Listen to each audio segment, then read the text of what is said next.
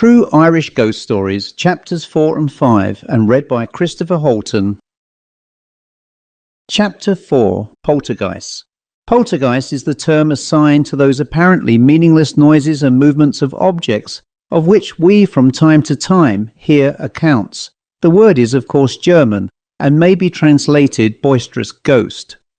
A poltergeist is seldom or never seen, but contents itself by moving furniture and other objects about in an extraordinary manner, often contrary to the laws of gravitation. Sometimes footsteps are heard, but nothing is visible, while at other times vigorous rappings will be heard either on the walls or floor of a room.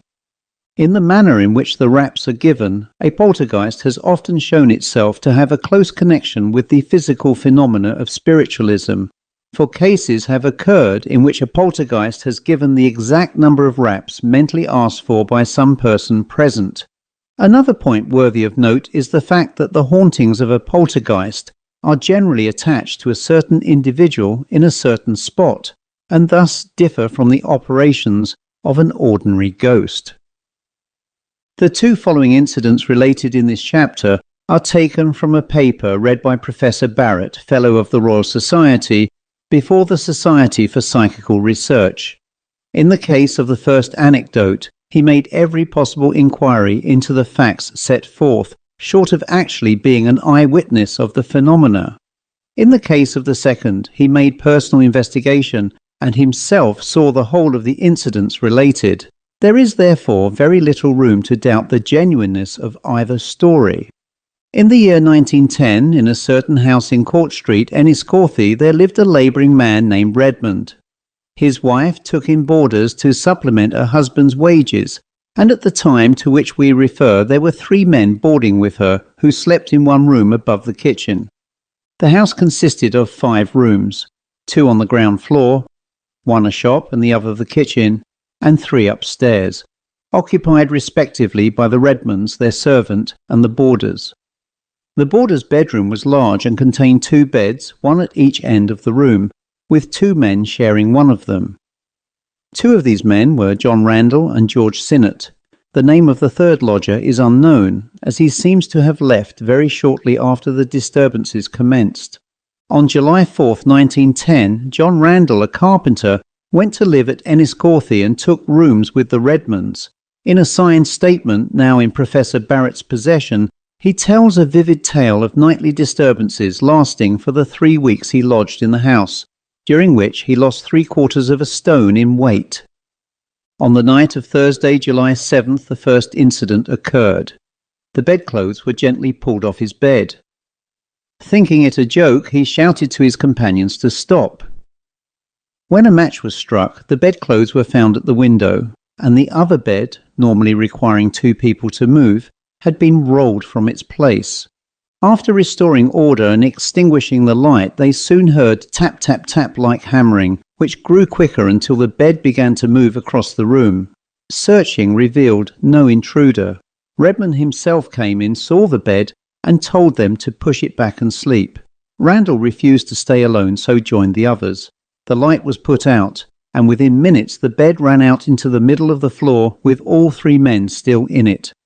Terrified, they dressed and resolved to sit up until daylight, hearing footsteps ascending from the kitchen, but never entering the room. The following nights brought similar events: footsteps, noises, beds moving, chairs dancing, and on one Thursday, exactly a week after the first incident, 1 boarder being lifted out of bed without feeling any touch. By July 29th, the activity escalated. The bed tipped on one side, throwing the men to the floor. The pillow was removed 3 times from under Randall's head. Even when they switched to the other bed, it began to rise, though trapped in its alcove. Journalist Mr. Murphy and a man named Devereux spent a night in the room. After a thorough search for trickery, they stationed themselves between the beds. At 11:30 p.m, tapping began at the foot of Randall's bed. The pace increased dramatically, then stopped, at which point Randall announced that his bedclothes were sliding off diagonally, apparently being drawn beneath the bed despite a perfectly calm room. Further raps occurred, followed by Randall sliding from the bed along with the bedclothes. Shaken and perspiring, he cried, "I can't stand it. I can't stay here any longer." Eventually persuaded back to bed, he endured more raps before the night ended peacefully. Randall and Sinnott left the next day, after which Murphy spent a night in the room without witnessing anything unusual. The next case related by Professor Barrett occurred in County Fermanagh at a spot 11 miles from Enniskillen and about 2 miles from the hamlet of Derrygornelly. Here dwelt a farmer and his family of 4 girls and a boy, the eldest being a girl of about 20 named Maggie. The cottage consisted of 3 rooms, the kitchen or dwelling room in the centre with a bedroom on each side.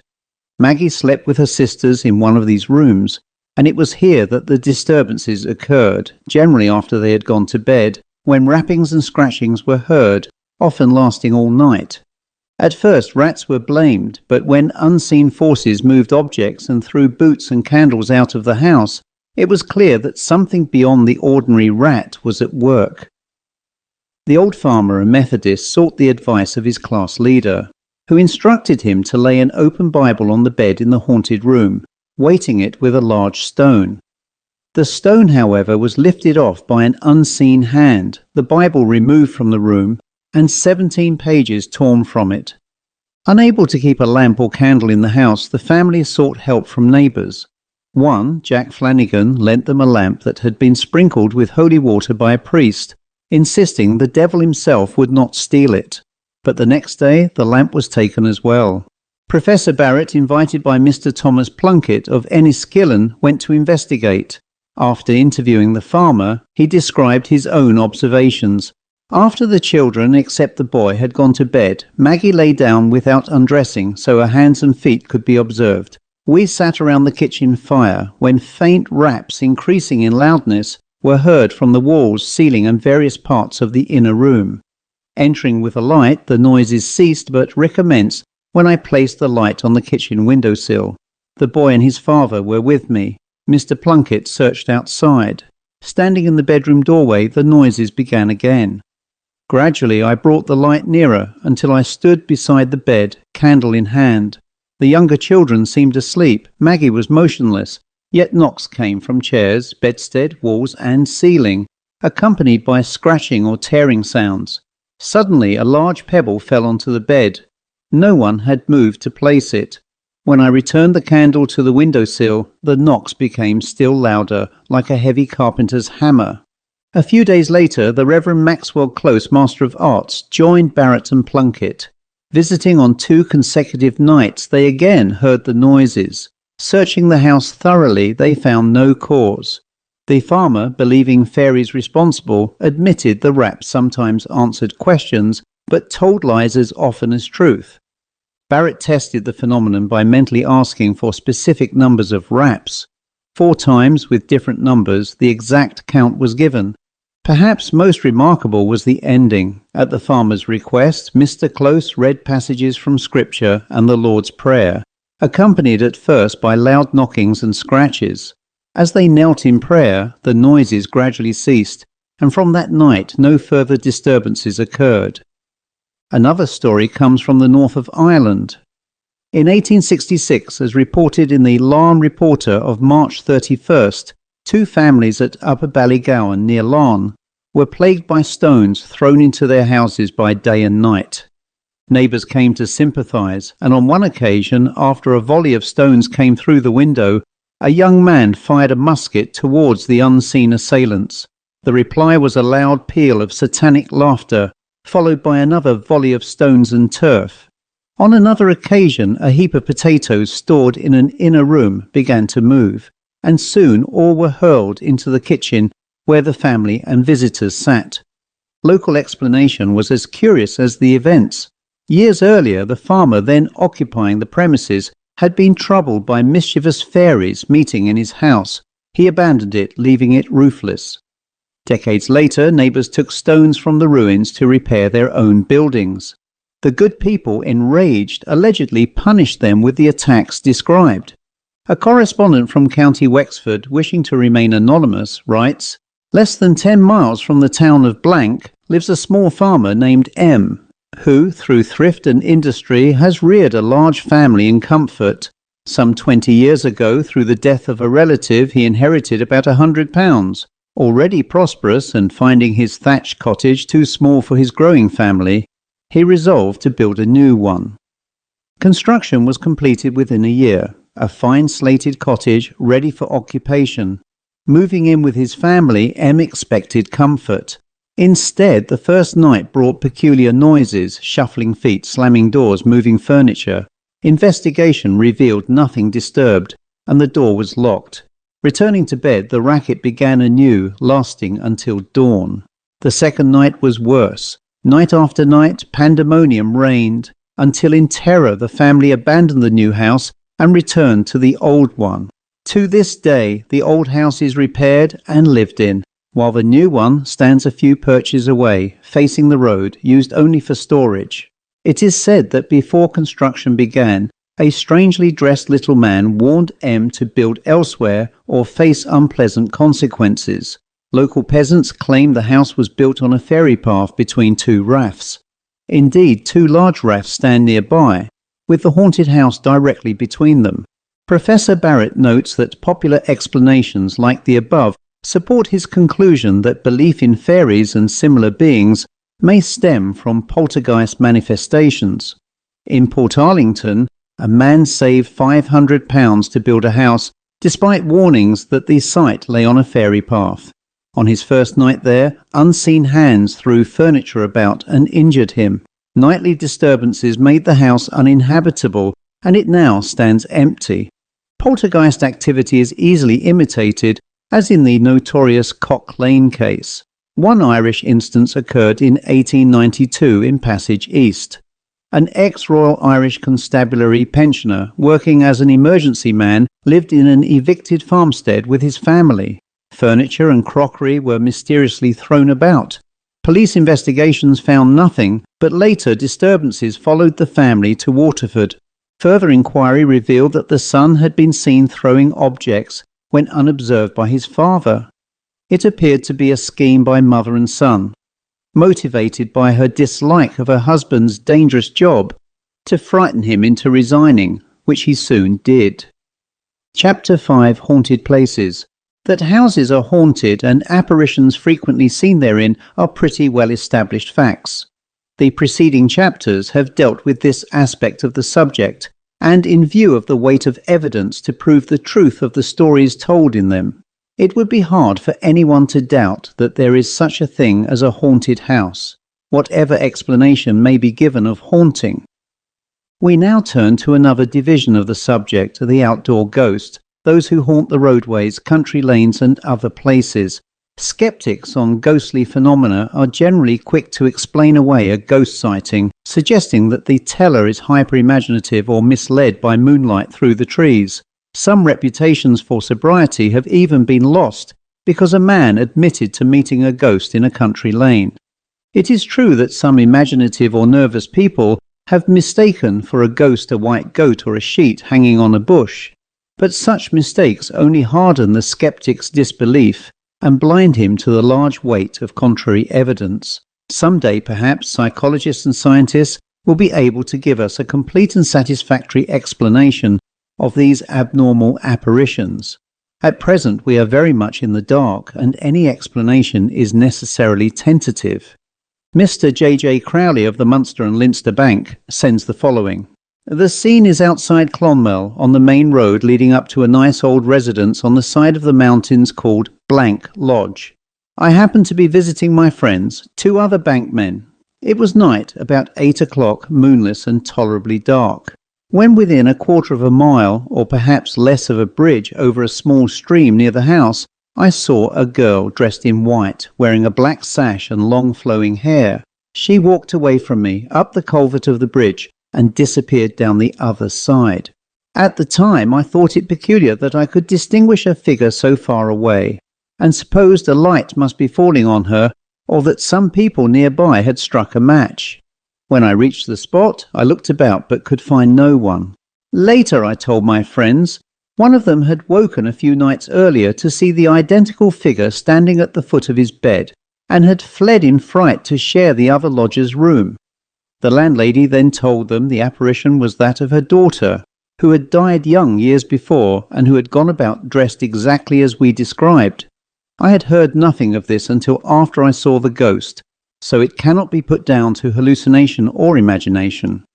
In the early 1880s, 2 Royal Irish Constabulary constables were on dispatch duty one winter's night. It was a fine moonlit night with a touch of frost.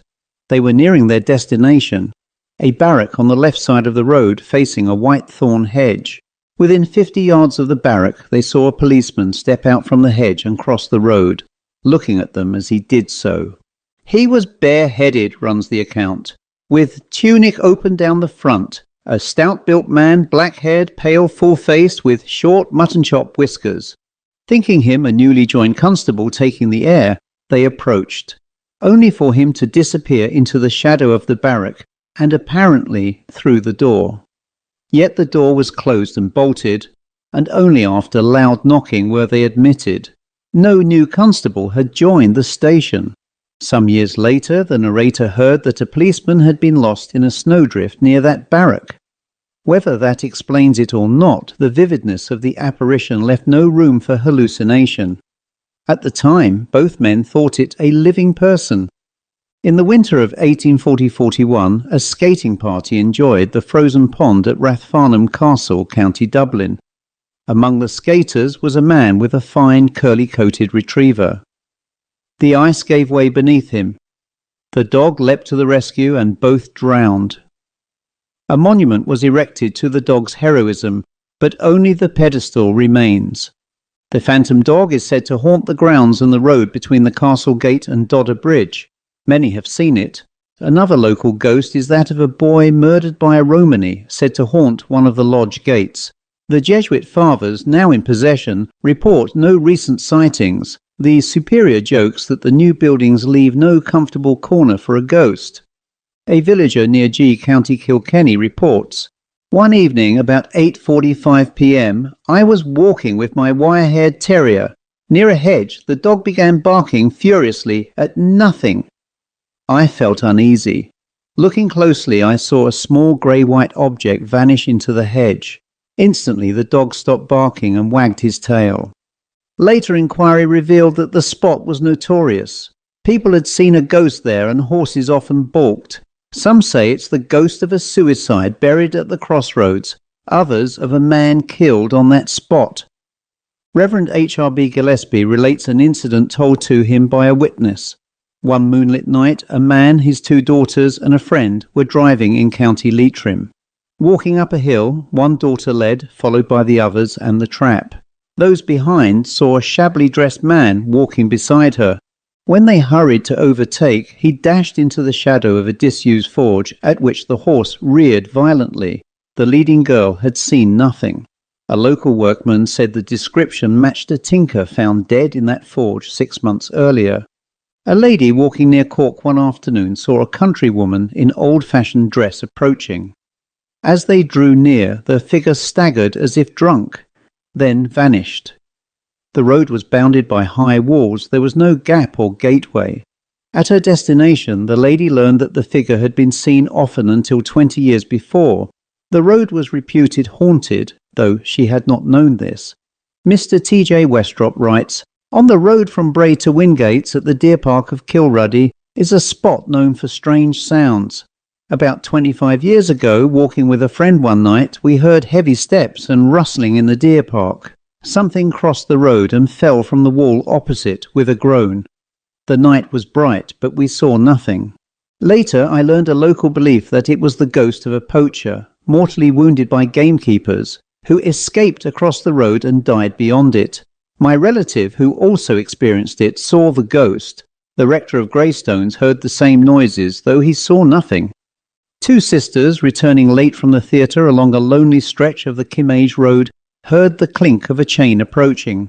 Expecting an animal, they saw nothing, but the sound grew louder until, as it passed, they felt a blast of air.